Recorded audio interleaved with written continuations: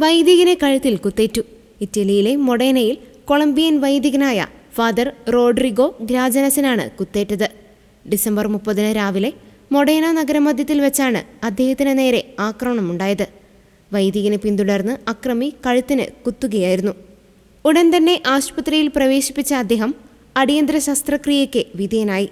നിലവിൽ വൈദികൻ അപകടനില തരണം ചെയ്തതായി ഡോക്ടർമാർ അറിയിച്ചു. സംഭവവുമായി ബന്ധപ്പെട്ട് 29-കാരനായ ഇറ്റാലിയൻ സ്വദേശിയെ പോലീസ് അറസ്റ്റ് ചെയ്തിട്ടുണ്ട്. മാനസികാസ്വസ്ഥമുള്ള ഇയാൾ കഴിഞ്ഞ കുറച്ചു വർഷങ്ങളായി ചികിത്സയിലായിരുന്നുവെന്ന് അന്വേഷണത്തിൽ വ്യക്തമായി. വൈദികനും അക്രമിയും തമ്മിൽ മുൻപരിചയമില്ലെന്നും ബസിൽ വെച്ച് കണ്ടതിനെ തുടർന്ന് ഇയാൾ വൈദികനെ പിന്തുടർന്ന് ആക്രമിക്കുകയായിരുന്നുവെന്നും പോലീസ് അറിയിച്ചു. സംഭവത്തിൽ അന്വേഷണം തുടരുകയാണ്. മൊഡേനയിലെ ദക്ഷിണാമേരിക്കൻ സമൂഹത്തിന് ഏറെ പ്രിയപ്പെട്ട വ്യക്തിയാണ് ഫാദർ റോഡ്രിഗോ. നഗരമധ്യത്തിൽ പട്ടാപ്പകൽ നടന്ന ഈ ആക്രമണത്തിൽ മൊഡേന മേയർ മാസിയോ മൊസേറ്റി ഉൾപ്പെടെയുള്ള പ്രമുഖർ പ്രതിഷേധം രേഖപ്പെടുത്തി. സംഭവത്തിൽ സഭാ നേതൃത്വവും രംഗത്തെത്തിയിരുന്നു.